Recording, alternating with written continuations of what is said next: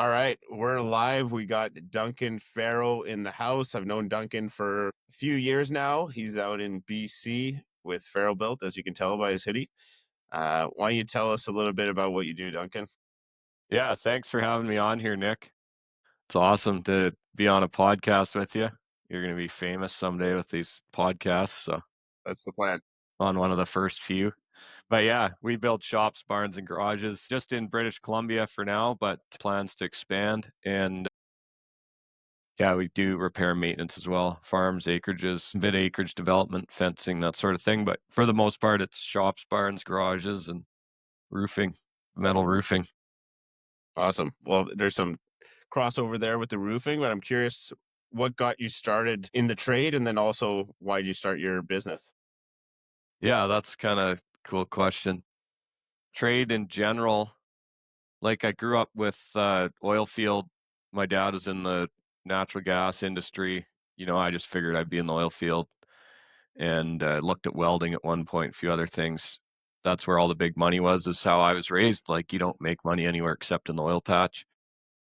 Obviously, that's not true, but somehow I ended up in construction, and it was kind of just a guy had told me he was hiring and if I was ever interested to let him know. And so one day I let him know I was interested and went and started framing houses. And yeah, it's pretty cool. I thought you take plans here on paper and you make something out of it that's 3D and you can see it and really relatively simple. Once you learn how to read the plans, you got to just figure out how to put it together. So I thought it was really cool and loved it from then on. Yeah, it's You interesting. asked it, I what's that? feel like most of us, or at least most other tradesmen I talk to, just one way or another ended up kind of falling into the trade and ended up liking it after a couple years. And now we're like 15, 20 years into the career. So that's interesting. Yeah, exactly. Why Yeah, did I you think that was when I was like 20 and now I'm not 31, 20? almost 32. Yeah, I'm not 20 anymore. There you go. Yeah, I started when I was 18 and kind of fell into it as well. That's interesting, man. Why'd you decide to start? Like, obviously, you worked for somebody else for a while. And at some point you decided, you know what, I'm going to do my own thing. Why did you decide to do that? Well, I did my own thing. Might have been when I was 19 I started framing. I forget, but right around in there, like I'd only done it for about 9 months and I started a company. It didn't work out for obvious reasons. But yeah, it was called Ripped Monkey Construction, kind of similar to your gorilla thing you had, It's hilarious. I before you didn't even know that rebranded. story.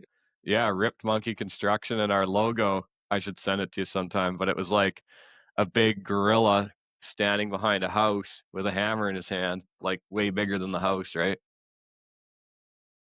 And I've yeah, heard this a before. friend of mine's cousin or whatever drew it up for us, hand drew the logo. It was real nice. And so we thought we had a thing going there. Me and a guy partnered and we did a bit of work. We did a bunch of decks on some condos. Oh, I'm losing my voice. Did a bunch of decks on some condos and then we did a house and that was kind of the end of it after that house. But we did the house and we hired Buddy's cousin to help us. We paid him 16 bucks an hour. And when we were finished the house, we did the math and me and my buddy each made 9 bucks an hour. So that wasn't working out so well. A good first business venture for sure. Hey, at least we were making money, but yeah, we might as well have stayed in our day jobs at that rate. But then, yeah, I always that kind of started it, right? When I was a kid, I always said I wanted to be an inventor, whatever that is. I thought I'd like invent cool stuff. So far, I haven't really done that. Shops are pretty cool, but not much of an invention. But I always had that like kind of drive to want to do something myself on my own, whatever, it's not on your own, but it's what people say.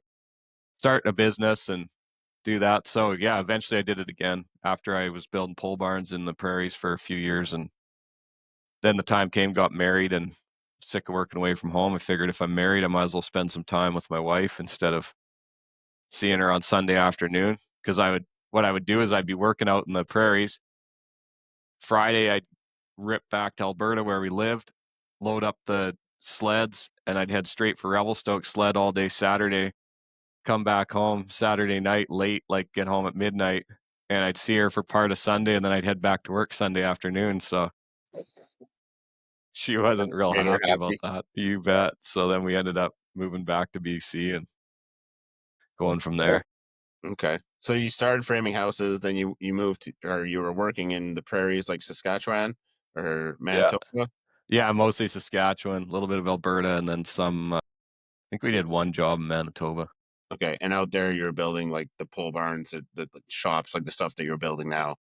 Yeah, way bigger stuff than we do mostly now. Like, we were building 80 by 300s, 80 by 2s, a lot of that size. We did some smaller stuff too, but most of it was bigger, and, they're little bit different build than what we do now. I'd say we do a higher quality build now and a little more, like, catered to, like, that high quality, whereas those were, like, slap it up. They gotta throw, 3 tractors in there, some seeders, and a couple combines, and they just need to keep the weather off it, so it wasn't anything fancy. Most of them, it was a lot of fun. A lot of fun. Yeah. So it's mainly a storage building, whereas now like you're building shops, garages for mainly homeowners where they're going to actually use that space. It's going to be insulated. It's going to be heated. Yeah, that's right. Yeah, we've done a few kinda commercial or farm buildings, but mostly it's, yeah, acreage owners, they want something nice and, yeah, want something heated, somewhere to, you know a lot of people, it's like the shop that you dream of having someday. I'm sure love to have a shop where you can have a few toys and work on some stuff when you feel like it, or hang out with your buddies or whatever it is, and that's what we're doing now, is building those things. So stuff people have dreamed about for 20, 30 years, and we're bringing that to life for them, so it's a lot of fun. That's awesome. And I know I'm going to say remote. You're probably going to disagree. Compared to where I live, you live pretty remote. So there's not a ton of other builders out there, but compared to the other builders that are kind of doing the same builds as you, like why would somebody go with Farrow Built? What sets you guys apart? Man, I don't know. No, just kidding. Like I know he's thought about this, so I'm gonna ask. No, the biggest thing, I guess, that sets us apart is, like, our mission internally is to create exceptional experiences for our customers, so we aren't happy if they aren't happy. Now, you can't make everybody 100% happy, but we make 99% of people happy. If you want, you can go on Google and check out our one-star review, and you can see the 1% that we didn't make happy, but we tried. Good one. We tried. But, yeah, other than that, like, it's just so fun getting just bringing people's dreams to life, and everything, even though through the years, like, the last few years, we've gone through a few different guys and that sort of thing, with some growing pains and whatnot with the company, and somehow kept the core culture the same. I guess because I kinda lead that culture and dictate that culture, so the the culture of, like, every time where we do a job, it doesn't matter if it was the crew we had a year and a half ago or it's the crew we have now, the customers' reviews are the same, like, they're saying the same stuff, like, polite, went above and beyond, helped out with other stuff, like, we're accommodating to what we needed. And then some of the more tactile things that make us different, tactical things that make us different are, like, we have a fixed price, so we're quoting it upfront. A lot of times makes us look more expensive than someone that's kind of giving you a estimate. We're giving an actual fixed cost, fixed price proposal, and we stick to it unless you make changes. And whereas there's others around that they'll build a building and, at the end, it actually costs 60 grand more than we thought, kind of thing. And people don't like that. They can't plan for that, especially if they're financing it or they've saved up, a couple hundred grand that they're putting towards it. And all of a sudden, now you're asking for another 40 or 50 grand. That's pretty tough. So we try to keep it all dialed in. And some of the things to do that are like the screw pile foundation, saves on excavation, which is unpredictable, and the software that we use to design, where it's designing it in 3D. It's literally framing the building and accounting for every piece that we need in there. Yeah, I've obviously seen the software. It's nice. You can pretty much get an exact idea of what you're hoping to build, do changes on the spot. And the nice thing is your pricing includes the tax too. So it's really like the full price, right? I know you guys sales Why tax. do you say that? Experts. Sometimes, You ever tax have problems with got not including the tax? had problems with that in the past for sure. Recently. Yeah, Well, that's that's good. cool. It's cool to know, like, kind of the mission behind it. Obviously, we talk pretty frequently, so I have a good idea, but to hear it, expressed is cool as well. So one question I got is, what's a recent project that either was like cool or that you're proud of just because of, the complexity of it that you guys were able to do? I know you guys do a lot of repairs, like roofing repairs, foundation, or not foundation, but I guess the post repairs, right? I Yeah. know those would, in my mind, it looks complex to me. So is there something specific that you're like, man, that was a tough challenge and we got through it? Yeah, I don't think we really do anything complex. Maybe stuff that people would be, like, afraid to do, but that's why we do shops, barns, and garages because 'cause they're not complex, they're, easy. Generally, they're just, like, square. We did do that one that kinda went to a point, a weird triangle, very strange roof on it. I think I got some pictures on the website or something, maybe there's a YouTube video of it, but yeah, very weird point it went to at the back, and that was kinda weird. But I guess, like, the post replacements are some of my favorite. Anything where we're saving an old building, like, we just sold a re-roof on an old cabin. It's a 75-year-old cabin, original cedar shake roof, 75 years old on it, and it's not leaking still, which is impressive. It's 25 a years. good That's roof. crazy for a cedar shake. That seems really long. Yeah. The guy's dad built it 70s ago, and they want it to last on to the next generation, to their kids, so we're gonna put a metal roof on it, which is really cool. It's gonna protect it from forest fire hazard, as well as just extend the life of the building. Because at some point, that cedar roof's not gonna hold up anymore. But, that sort of thing's fun because it's like you're taking this, I hate it, you drive around, you see these old buildings coming down, falling down, and you're like, there was a lot of effort. 75 years ago to build a building was a lot different than today, and there was a lot of effort, a lot of manual labor that went into that, and to see something like that just fall into disrepair, like, to me, it's like, I guess it's sad in a way, like, somebody put a lot of sweat and effort into that, and nobody cared about it for the last 40 years kinda thing. Not in this cabin's case, but in a lot of buildings, that you see, and people just quit caring about it. They quit, it wasn't maybe usable or whatever, and, yeah, it's sad to see them just fall apart when some simple maintenance, a metal roof or whatever would've kept it going and kept it alive. And we talked about this, I think it was earlier today or yesterday. Basically, when you're looking at an older building, it's in fallen in disrepair, but there are some like basic fixes, either fixing the post or fixing the roof. There'll be a fraction of the cost of tearing that thing down or letting it get to a point where it's no longer fixable and having to build a new one. So it's actually makes way more sense to just, put a new roof on, fix the kind of odds and ends here than let it get past that point or even just build a new building. 100%, and, like, put like, this one riding arena I looked at a while ago, and it'd be over $1,000,000 to build it, how it's set up now, and it might not have been built all in one chunk. They probably added some of the interior stuff as time went on, but over $1,000,000 building, if you were gonna just rip that out, build a brand new one, it's got a few roof leaks and stuff that are gonna get worse and should be fixed. So that's what I was looking at, and it's like, I think the most expensive quote I gave them for repairing, like, I gave them a few options of ways they could fix it, and I think the most expensive was maybe 20 grand or something. It's like $20,000 to save a $1.2 million building. Like, it's not even a question in my mind. Like, crazy if you don't do it. Or you wait 20 more years and now the whole thing's rotten. Then what? You know? How often have you seen that play out where they do like delay the maintenance or the repairs and then, yeah, Everybody calls us way too late. We're actually doing one where they haven't. I shouldn't say everybody, most people, like, we're doing the first time I've seen it where someone called us before things got too sideways, like when they first noticed leaking. And I went up in the attic, you can't even tell hardly, you see a couple water stains.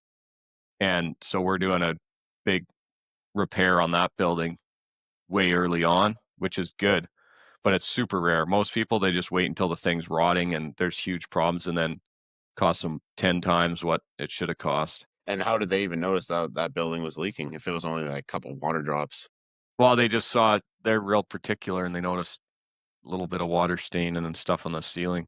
Okay, because my thought was, if I have a building, let's say it's $1 million building, it's 20 years old, should I be getting someone in there to do annual inspections, or should I be, going up in the attic looking around? Like the earlier podcast we had was with a roofer, and he said you should 100% be sticking your head in your attic and checking to see if you have frost, on the aspenite, or if you have like anything, just basically do a visual inspection every year. But obviously, most people don't stick their head in the attic. So I'm wondering, on type building that you're talking about, what's the best way to make sure that everything's good?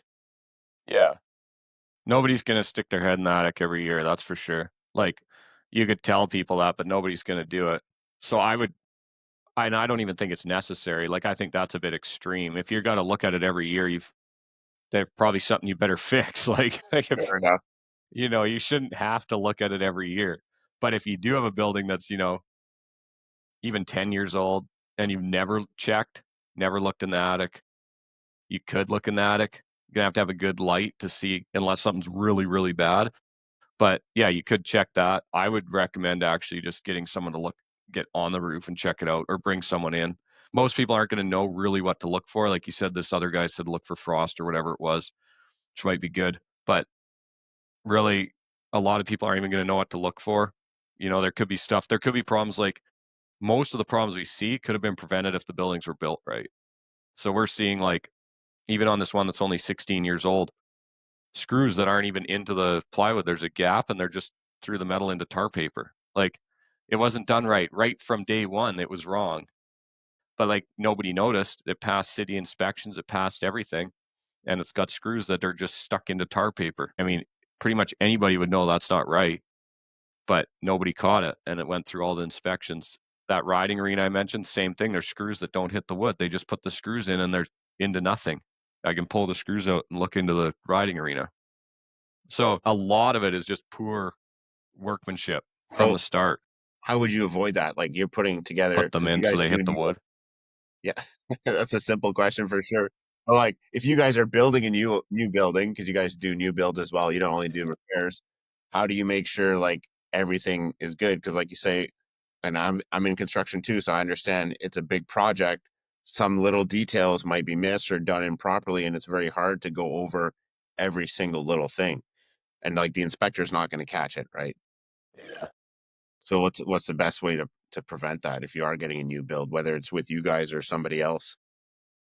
Well, I mean, the best way to prevent it is to hire us, and then you're getting a good product. But if you don't do that, the way that we would make sure that we are is like we are doing things a standard way every time. So we have a process of how we do it. For that instance, so the screws hit the wood, we're pre-drilling the metal. We know the screws are going to hit because the metal's pre-drilled the same as the strapping, and the guys are trained. Like if the you put a screw in and there's nothing behind it, like say there's a gap in the strapping or whatever sometimes happens, then we got to get something in there so it bites in. Like you don't just leave it. Well, the problem with not having anything behind that steel, like a backing or a strapping or whatever, is that you're just not getting a tight connection on that screw, and that rubber washer is not being squeezed, so water's just coming through there. Yeah, it won't come through right away. Like you can put a screw in and you might be good for 5, 10 years, but it's going to slowly back off because it's not into anything. And the metal like is always moving, right? In the wind and winter, summer, contracting, expanding, all that. So yeah, that's what causes problems down the road. So it'll look good at first, might look good for 10 years. People have different tolerances too, right? They're like on both the contractor side and the customer. Like some people, they just want it cheap, slapped up, quick as you can, spend as little money as possible. There's guys that do that, but those are the buildings we're fixing 15, 20, 25 years from now, or that were built that long ago. And then there's other people, they want it done a little better. They're, willing to spend a little extra up front to get a good quality building. And So that's let's kind of the say, people we're working for. gotcha. So ideally, you guys build a building. How long before any repairs or maintenance should be needed on that building? I would say at least 20 years. What type of maintenance are you looking at that point? I would go check the roof screws at that point, maybe even a little sooner, just to make sure that they're all tight. Okay, that's about it. Yeah, other than that, really, you're not gonna have any other problems. Like we're keeping wood above ground, so you're not gonna have any rot problems. The walls, you're never really gonna have problems with. There's super low maintenance, right? It's all metal on the outside. There's no, unless someone the odd, we did a one 2018 or 19, no, maybe it was 2020. We did a one with some wood accents, so he'll have to stain that every 5 years or something, but most of them are just metal everywhere, and it can I look didn't even pretty know good with you metal. guys I didn't even know you guys were doing the helical piles and not doing any wood above ground, because I've seen some of the repair videos where the wood obviously goes right into the ground, and I've seen you've been doing inspections and saying, "Yeah, the wood still looks good," but you guys don't even do that at all. You just do helical piles and build on top of that. Yeah, Okay, interesting. you bet. And those last forever. Yeah, you probably mount solar on them things, on the screw Helical pile piles? or helical piles, or whatever you wanna call them. Yeah, screw piles, helical piles, yeah, like ground mounts for solar farms or even residential properties, you'll use, helical piles. Depends on the property, either you're gonna use, concrete blocks, uh, make a concrete foundation is probably the trickiest way to do it, or helical piles usually pretty good unless it's pretty rocky. There's some rocky areas out here. Oh, okay. Yeah, same with us, right? You can't use them in the rock too well. Yeah. Yeah, yeah. Huh. We've got a dog kennel coming up, commercial dog kennel. I think I was kinda telling you about it, and it's gonna have solar on it, on the roof, potentially, on one side, and this is a question I'm surprised I haven't asked it to you before, but, they're like, "Oh, we gotta engineer the trusses, and we gotta engineer the building for the load of the solar panels," Mhm. but you're putting solar panels on older buildings all the time. How do you like, I'm like, "Okay, why do we gotta engineer it if they're next door neighbor's gonna stick one on his old building that was built 30 years ago and it's just fine. Why do we have to engineer this thing for the solar weight or whatever, and then you can put it on an old building?" Do you know what the deal is with that? Of course. Of course, I'll even tell you. So, yeah, so every building we always got to check the structural integrity because we do have a structural engineer. He does check it out to make sure that it can take the weight, the added weight of the solar panels, which you know I know it doesn't look like much, but it can add up to 2-3,000 pounds on if you're doing a bigger system like on a dog kennel, it might be 4-6,000 pounds. And then there's also the snow loading and the wind loading. So wind loading is basically if the panel, let's say it's close to the edge of the roof, wind's going to get underneath that and pull up on the trusses. So there's distances you got to respect on the edge of the roof, either like 12 to 24 inches, so the wind doesn't get caught right on the edge. And also the engineer takes into account the wind loading when he's checking out the trusses. So in a house, poke my head up, take measurements, figure out is it a 2x4 truss, 2x6, anything different than that, spacing of the trusses, what kind of decking it is, take a bunch of pictures, make sure there's no like deck rot or damage to the trusses. I have seen it on older houses, like 150 plus year old houses, where we had to say, yeah, no, we can't put it on this because it's not going to support the weight or it's going to damage something. Mhm. In terms of pre-planning and construction, it's not a bad idea. You're already in the construction phase. You may as well get the structural engineer that's already involved. Let him know that, hey, we plan on putting 4,000 pounds of solar on this. This is where we're going to put it, so you can figure out the wind loading. So yeah, that's kind of why. I see. I sorta get it, but they're, like, designing the trusses differently for it, which seems weird to me. Yeah, it should probably be fine without the extra, whatever they're doing, beefing up the trusses or spacing them closer together. Uh, I've never, like I say, the only time we've had an issue was on a really, really old home where Yeah. there was wood rot. Like it Huh. was just not a good situation. But aside from that, regular trusses, totally fine. Hmm. Weird. Yeah, I'll have to look into it more, but I was wondering what you thought about that because obviously you're putting them on. I see it all the time right around here too. There's just solar going on everything, so wondered why So it would be different. you're supposed to have a structural engineer check, Okay. right? And I'm sure some people don't, but you're supposed to. Mhm. Uh, Ethically, you should, because I don't want my solar system to cave in somebody's roof because I don't want to get that phone call in 5 to 10 years where we have to come fix the whole roof, right? Yeah. You pay the structural engineer $500 and it's done, it's taken care of. Yeah. Always better to plan ahead of time for sure. Yeah, makes sense. I didn't know they were building that whole kennel from scratch, or are they redoing it? No, it's new. We're building it. Yeah. Okay. Brand new. Is it big? I forget what size it is. It's not massive. I'm curious to know like how much solar is 30 actually by 50 on or there. something. Okay. Yeah. And what like you guys do the roof too? And one thing that I think is cool that I don't know if it's standard or not, but you guys build the roof on the ground, get everything done, and then crane it up onto the walls. Yeah, What's the exactly. reason for that? And is it standard? Well, that's because 'cause we're not real framers or carpenters. We're not real men. Well, that's what they say in the comments on TikTok and Instagram, so I guess it must be. And nobody slides off the roof and breaks their legs. Yeah, exactly, like that video you sent me. But, yeah, that's I mean, it's safer. That's why it's mostly why we do it, and, like, to be completely truthful, like, it's not even the it's not as so much the safety as the getting the fines from WorkSafe BC or whatever, right? So, For being up on the roof, not being tied yeah, off. if you're up on the roof not tied off, like, we got fined a few years ago for working at heights. That was I don't know what it was now, 6 or 7 years ago, but it was like $5,000 fine. That can soak up your profits in a job pretty quick, and then it doubles every time, so I don't know if that's reset now for us because 'cause we've gone for, 6 or 7 years without anything, but yeah, it's the next one would have been 10 grand if we got one. Maybe it still would be, and then it keeps going, right?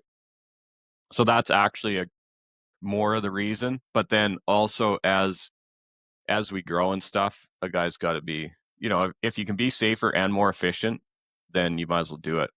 There's some stuff where being safe isn't always necessarily safer, and I'm sure you run into that with your industry as well, but where it's like you're checking boxes instead of actually being safer, and that's where I have a problem with it. But if we can do stuff like build it on the ground and it's safer, sure, let's do it.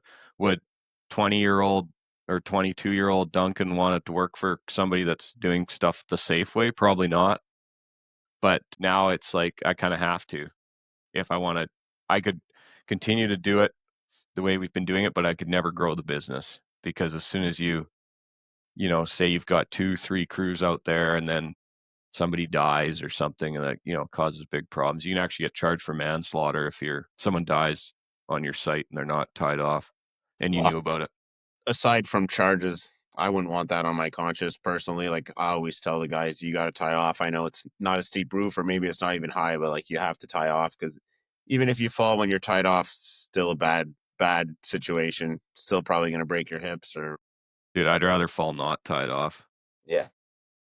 Pop your nuts or something when you fall with the harness on. Also, well, make sure to clip that part specifically. You gotta clip that, you said. Yeah, just to pop your nuts. Just separate for Instagram or Yeah, something. Be a that'll good get hook. you. That'll be the highest you'd clip. Yeah, there you go. I don't know, like, yeah, maybe it would go on your I don't know if it would go on my conscience because 'cause I'd be like, "The guy shouldn't have fell." Highly doubt it wouldn't be on your conscience. I don't know. Like, I worked for all the work we did in the prairies was, like, as opposite of the, standard safety stuff as you could be. And luckily during the I guess luckily or whatever, during the few years I worked out there, nobody ever got hurt, really. Nobody fell, I should say. Yeah, I had some cuts and some stuff, and one guy broke his knee, but that was unrelated to fall protection, and it was like you just if someone wasn't comfortable working up there on the roof, like, it was kinda funny, but if they couldn't get comfortable, then you would just make them a ground guy. For myself, like, when I was working on the tools out there, it was if I could stay on the roof all day long, that's where I wanted to be.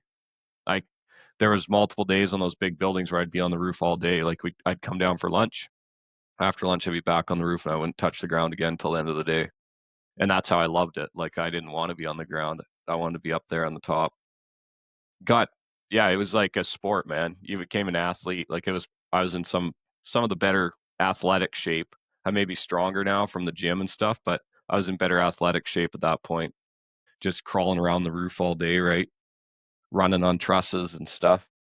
Yeah, it's just before the metal roof is actually installed, so you're just walking on trusses, that's it. You would take 4 to 6 2 by 6, 16 feet long, and walk up an inch and a half truss and carry them up the roof, and then lay them down, right, to nail them on, and then you'd go back down and you'd grab 4 to 6 more and carry them up. I had a buddy of mine from high school come and help us on one job, and he was just his mind was just blowing. He couldn't believe it. We're just like packing 16-foot 2x6 arm loads of them up, and I'm like, dude, you can't fall. You've got an arm load of 2x6. If you fall, like you're just going to hang on to the 2x6 and you're not going to go anywhere. Yeah, So of it's course. whatever, right? Like it's like as safe as it gets. Hope your arms are strong. You might like pinch yourself a little bit, but Yeah. yeah. And we would, that was just the common way. So we'd put like a strap on every third or fourth strap we'd put on as we were building the roof. And then when we were strapping it, you just walk up there and you got the feel of the truss, right? They kind of wobble a little bit, but you get used to that and you just cruise up and down, laying them out. Oh, it was a blast. Yeah. I Sounds fun. miss it. It You're was the not still doing it. most fun work I ever did, man. I'll never top it for just like good fun, good guys, and just Yeah. a blast, right? It's also coming from a guy who likes to do extreme things, I think. You ain't living if you ain't doing something extreme. I guess we all got different tolerances for that. Uh, I just want to bring it back there. You said you're building the kennel and they want to get solar on it, so you're engineering the trusses specifically to do the solar. How yeah. many other buildings, and I don't think it's many, but if you had other buildings that have run into this where they're like, hey, we think we want to get solar in the future. Can you make sure to plan for that? Like, is that something you're seeing with these larger buildings? No, we've never dealt with it yet. So I don't know if anyone's done solar on anything we've built. I should probably recommend it more. Maybe if you were out here, I could be like, hey, we've got this partner that can stick some solar panels on for you. Yeah, yeah, But like drive. solar guys always seem kind of scammy, so you don't really want to deal with them. So like I'd Definitely. trust you, Yeah, but I'm like, doesn't the solar industry have a weird kind of thing to it? it's Like, or is about that just me? no, it's not just you. It's pretty much everybody feels the same way. It feels like 50-50 with 50% are scammers and 50% are actually legitimate and trying to do a good job. Unfortunately, we got to work against, the 50% that scam and try to build clients' trust. So that's where like obviously Google reviews come in handy. Like I was on the phone with or on a call with a guy the other day and he's like, "Oh, you have 150 reviews, like it's amazing." And they mention your name. So I know they're not fake. So he was actually like really into it because he saw we had good reviews and other clients that we're not doing as many videos as you guys are yet, but they do go watch our videos and like, okay, you're actually on the roof installing this stuff. You're a real company. You're a real electrician. Cool. I know it's not, again, I'm not going to get scammed out of my money here. Um, but Yeah. yeah, Well, that's just it, right? The videos, man. I was gonna say that when you start on like anyone could just if you had I mean, you need more videos out there, I think that. But like you can send them the videos before your calls or whatever and hey, it's you on a roof. Like you're not really fake. You're actually putting the stuff on, and maybe you don't install all of it now yourself, but you did install it mhm, and you know what it's like to install it. And it's that the videos build massive trust. Like we've found that if someone's watched our videos, like binge watched our videos, they have a way higher chance of just buying right away because their trust is so high. Because they're like, there's I mean, quite a few other contractors around that they could buy from, but there's no information. So unless you have a direct referral, you're kind of taking a chance in a consumer's mind, right? But when you're looking at here's the guy, and it's like I get on the call and they're like, oh, it's actually you, like you were in the video. yeah, At some point we might have more salespeople, but there's some people that are stoked. They're like, oh, I thought I'd just get a random sales guy, and it's actually you. Like I know you. I watched all the videos. It's pretty cool. yeah. It is cool how it like builds like some clout or like some reputation behind your own name. And like I had one guy tell me like, "Oh, are you gonna be the one installing it? Like I want you to do it." And I'm like, not anymore. I can be there supervising, but I can't put in every screw anymore. It I'll come doesn't clean your make sense. gutters for you. Yeah, you can do that for free. Yeah. Oh, that's cool. Don't you have like that draw or something going on right now? Like, how do Oh, you? What's that? I said, oh, he brings up the draw. Yeah. Yeah, we got an amazing deal going on right now. And I was just talking to a client about it right before this call. So yeah, for the next 30 days, um, right now being April 14th, 15th. We're doing a draw. So 5 for 5, we're calling it. It's a 5 kilowatt system for 5 Ottawa homeowners for $6,500 after the rebate. So put it in context, usually that system size is like 18 to 20 grand plus tax. Yeah, But that's crazy. an insane deal. And clear, we've seen like a ton of interest, of course, because most people are they're interested in going solar. They've thought about it. It is cost prohibitive. Mhm. Prohibitive. Obviously, there's financing available. There's grants available, but you're still at the end of the day, you're investing 30, $40,000, maybe 50,000 with the batteries, and it is a big investment. So if we can get people in at a lower cost and just essentially build a scalable system that it's not going to replace everything that you use, and it's not going to do everything, doesn't have the battery backup, just a basic system to get you a feel for it, see, the proof that, oh, my bills is actually lower every month. Mhm. For $6,500, it's kind of a no brainer. Well, like, speaking of scams, like, that kinda sounds like a scam, doesn't it? And yeah, it sounds like one. Yeah. Give me the money up front and never see me again. No, just bugging you. I know you're not a scam, but, like, that's the thing. Like, how do you like, we have, like, that where we started offering doing design, right? I was telling you about that, where we started offering design, and I told the guy, "Hey, we'll do the custom design," some of these early people that are requesting it, I'm giving them a bit of a deal, but I told him $500, and he almost, like, was like, "Oh, it's too good to be true." Like, it was almost like, if I'd have told him a grand, he'd have probably been more eager about it than $500. If I didn't have all the video and all the stuff on our website, everything we've got out there, he probably wouldn't have went for it because it was too good to be true. So I wonder if there's a point, like, where Oh, that's interesting. I an never thought offer's about too that. good to be true. Some people are thinking that. I mean, so far, the people that have applied are all either past clients, we've done other work for them, or we've definitely talked. We've been on video calls or we've met in person before. So they're not coming in completely cold. But I could see that maybe if you don't know me and you see a video of me claiming this, you might be like, yeah, But this that's how you guy's. get attention, I guess, right? Well, you know what? Actually, I had a lady yesterday where she came in with the 5 for 5, and I asked her to send her hydro bill so I could start designing the system. And then I had a couple client calls afterwards, so I wasn't able to respond to her right away. And then she called, and she thought that we frauded her, that we scammed her for her hydro bill. I don't know, for some of her information. And she's like, "Oh, I just wanted to make sure you weren't like frauding me." I'm like, "Oh, it'd be a What are pretty, you gonna do with the hydro bill? I We'll don't know." pay And it for also you. I said, I'm like, I'd be a pretty bad fraudster if I put a video of my face in all of the funnel. And then Pretty fraud easy. and then did all that just to get your hydro bill. Yeah, Make not sure your sure. SIN number and credit card are on there, please. Yeah, I'm not sure, but yes, if you just think like, oh, maybe they put out a fake offer just to get our information. Yeah, I am excited to announce who's going to win it because we got 5 sweet systems. I've had a lot of interest. A lot of people are like obviously looking at other systems as well, but when you look at a deal that good, they're considering just doing that one as well, right? Yeah. Are you gonna do, like, a announcement, like, you know, on your thing? Like, "Here's the 5 winners." Well, I Selfies was with them and thinking about stuff. that, except I'm not sure if everybody wants me to share their names, so I'll have to see. Yeah. You could just be like them and you smiling in a selfie.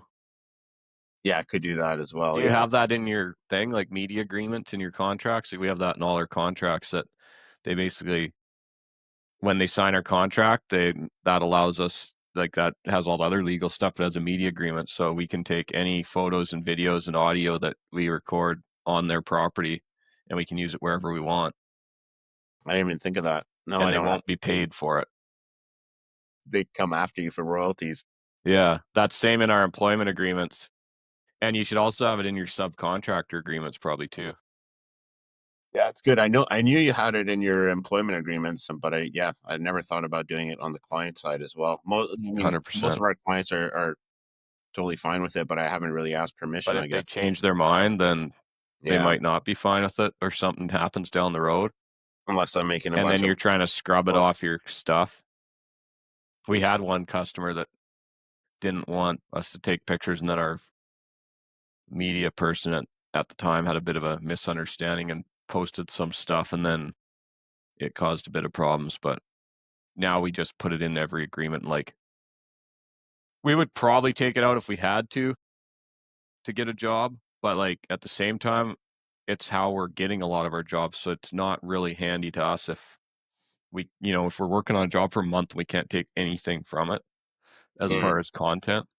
Like, as you know, content's kinda the future, it's gonna become more and more important, so Yeah, I think like the paid ads, like the Facebook ads, the Google ads, and all that, it's been very good. It keeps getting more and more expensive every year, and I think it might get to a point where only like the big players, like basically the Amazon of solar, will come in and just dominate, Google ads, or maybe the same for you guys.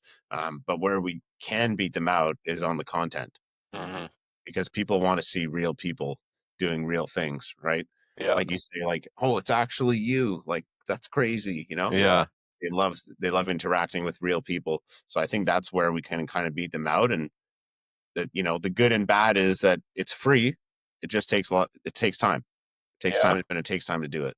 Guys like Gary Vee are saying it'll be irrelevant in the next 5 years, but to maximize it while it's here.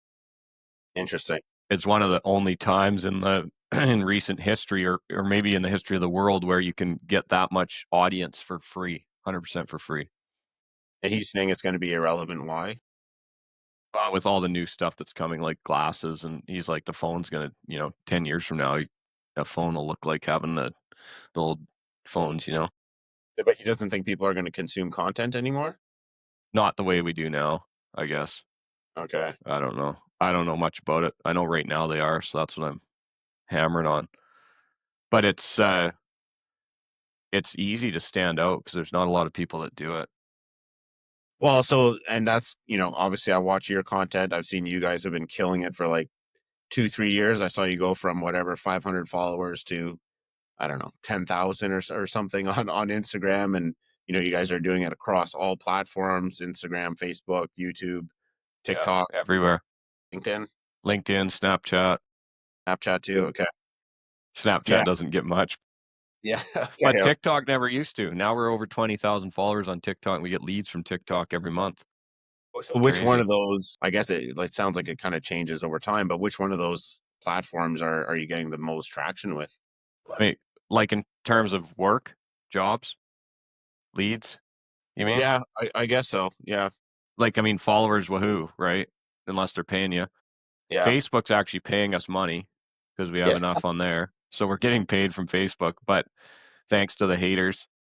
But, the most of it, you know what it's coming from? Referrals, but they're referrals from people we don't know. So because we're everywhere, people are That's referring interesting. us, and I'm getting calls, "Hey, so and so referred you." Never heard of the name in my life. Have no idea who they are. We've never done work for them. I've never met them as far as I know. If I have, it could have been a one-time meeting, and then they see me 600 more times on the internet.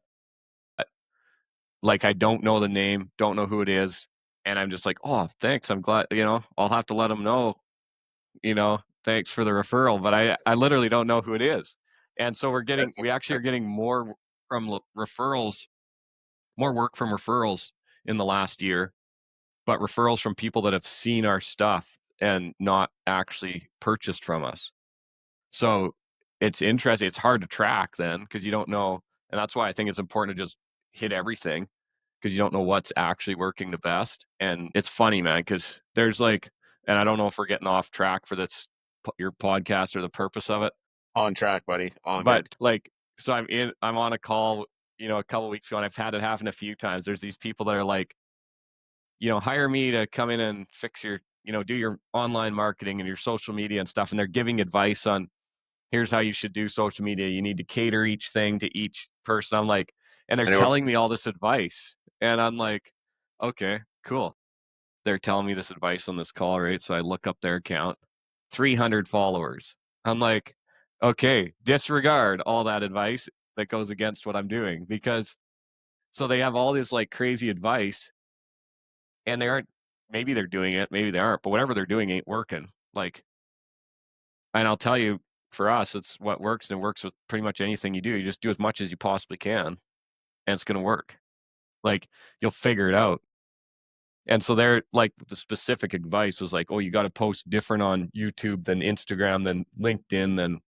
And I agree for LinkedIn. I think posting reels on LinkedIn is almost a waste of time. I do it anyway, but people don't on LinkedIn, people are a different breed. Like, Yeah, even if not they're likable. yeah, they might be normal in real life or somewhere, but on LinkedIn, they're like kinda pretentious snob, right? And they walk around and wanna read articles or whatever. So, we actually started posting our blogs on LinkedIn as LinkedIn, like, not as a blog, but just as content, which I think will work better.